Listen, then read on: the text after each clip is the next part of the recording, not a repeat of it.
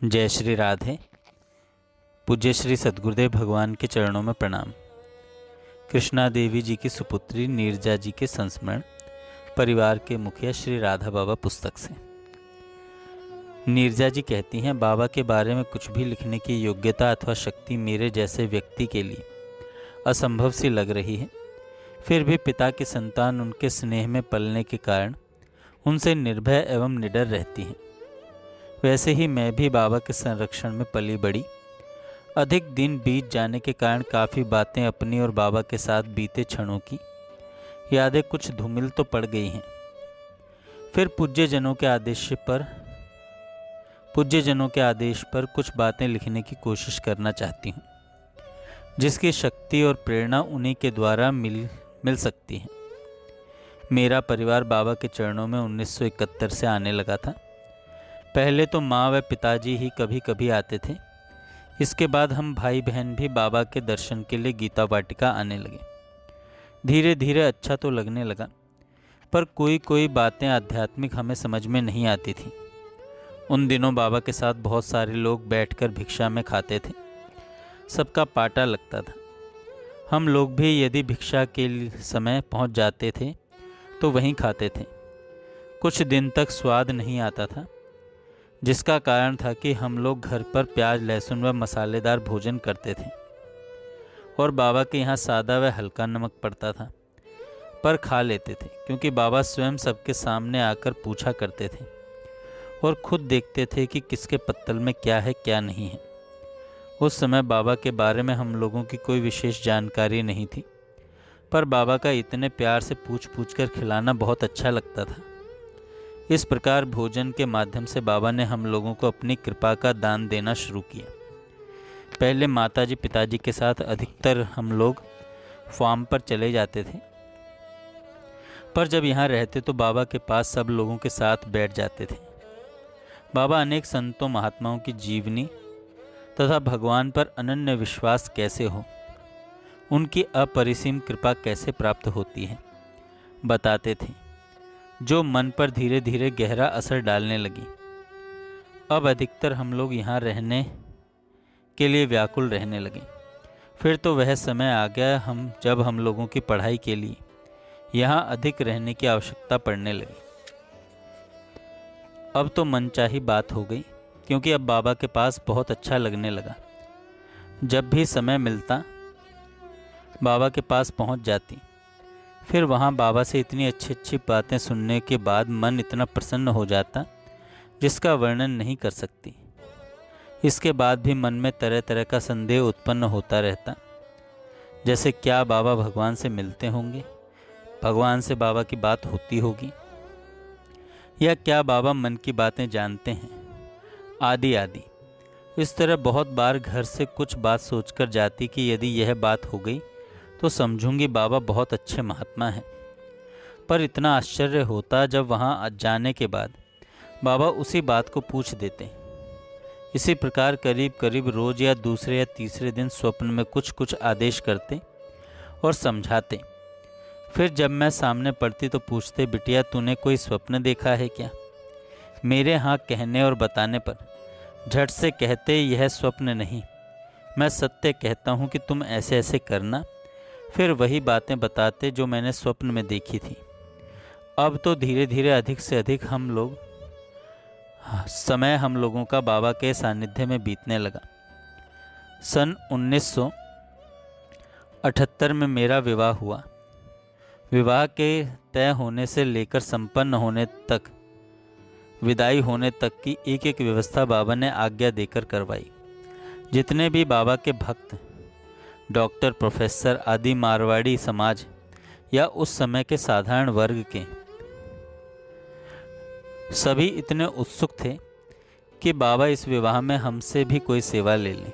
ऐसे चमत्कारी ढंग से सब कार्य हुए कि अब तो बहुत कुछ ध्यान भी नहीं रहा। मेरे पिताजी ने बाबा से कहा, महाराज हम लोग तो राजवंश के हैं, आप लोगों के यहाँ तो विवाह में नर्तकियाँ आती थीं, पर अब नीरजा मेरी बिटिया है, अतः इसके विवाह में तो रास मंडली आएगी। और बाबा ने वृंदावन से श्री राम जी की रास लीला मंडली बुलवाई। पूरे बारातियों ने रात भर राधा कृष्ण की लीला का आनंद उठाया। विवाह के पहले मुझे मलेरिया बुखार हो गया था।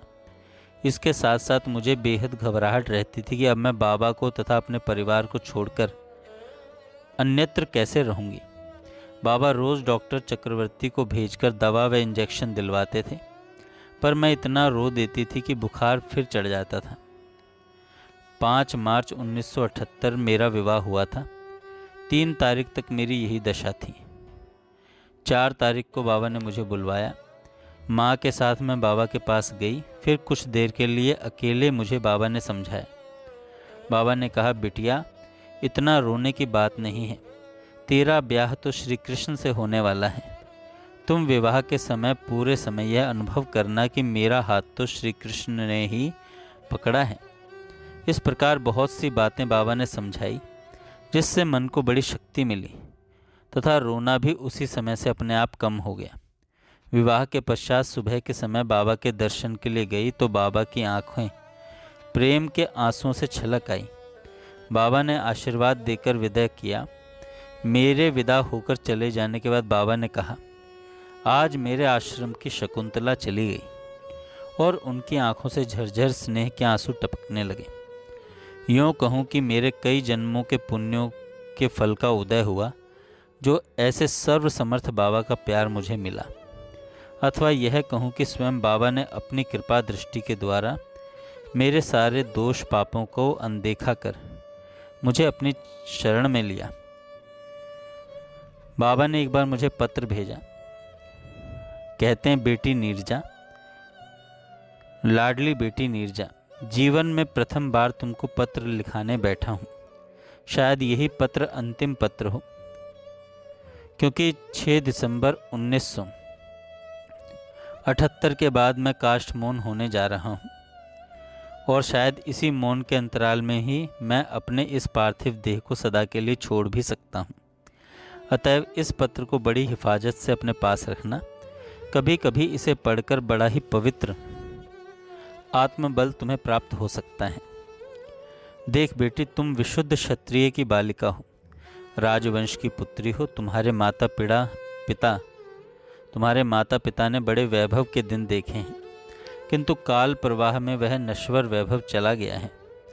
अब भी अगर मुकदमे का सलटावा हो जाएगा, जिसकी उम्मीद हमें रत्ती भर भी नहीं है, तो मल साहब स्वयं लगभग 50 लाख के अधिकारी हो जा सकते हैं। किंतु नीरजा बेटी, अब तो यह सब स्वप्न की चीज़ें हो रही हैं, और यही होना उचित भी है, क्योंकि आज तक मेरे ध्यान में राजा साहब सीता माऊ को तो भगवान की प्राप्ति हो गई, किंतु महाराज बीकानेर, जयपुर, जोधपुर, उदयपुर से लेकर राजपुताने के छोटे छोटे रजवाड़े तक में से किसी को भगवान की असली प्राप्ति हो गई है, मैं निश्चित रूप से नहीं कह सकता।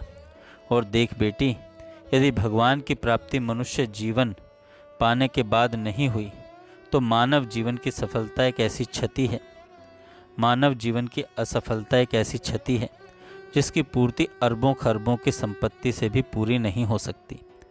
मनुष्य को विश्वास नहीं होता बेटी कि मानव जीवन केवल भगवान की प्राप्ति के लिए ही भगवान देते हैं। परंतु विश्वास न होने से सत्य पलट थोड़े ही जाएगा। सत्य तो सत्य ही रहेगा। सत्य को जो स्वीकार कर लेता है, उसको तो सत्य निहाल कर देता है। परंतु न मानने वाले को सत्य जाकर खुशामद करे कि भैया तुम मुझको मान लो। आज तक तो यह नहीं हुआ है और न होगा। सत्य का अर्थ है, भगवान को मानकर तुम यदि उन्हें पुकारती हो तो अथवा पुकारते हो, तो भगवान तत्क्षण तुरंत आकर तुम्हारी सहायता कर देंगे। परंतु अगर तुम नहीं मान रही हो, तो वो चुपचाप तुम्हारे जीवन का तमाशा देखते रहेंगे और तुम्हारी दुर्दशा होती रहेगी। भगवान को माने बिना आज तक शांति न मिली है, न मिलेगी। धन वैभव आज तक न किसी को शांति दे सका है, न दे सकेगा। किंतु भगवान की माया बड़ी विचित्र है। सभी भगवान को छोड़कर यहाँ के नश्वर वैभव से ही लिपटे हुए हैं। तुम्हारे ससुराल वाले भले भगवान की बात कह लें, पर मन में सच्चा भगवान का विश्वास नहीं हो सका है। अगर हो गया होता तो सबका मन वैभव से बिल्कुल हट जाता। टट्टी से जैसे घृणा होती है, वैसे ही धन वैभव से घृणा होती। पर वे लोग तो अभी चिपकाए बैठे हैं। तुम्हारे पति देवता का स्वभाव बड़ा अच्छा है, मन में भगवान की ओर चलने की प्रवृत्ति झांकती भी है कभी कभी। पर धन वैभव का जाल बड़ा गहरा होता है, उसको तोड़ करके उस जाल से निकल जाना आसान काम नहीं है, आसान काम नहीं है। जय श्री राधे। आगे हम कल सुनेंगे इस पत्र को।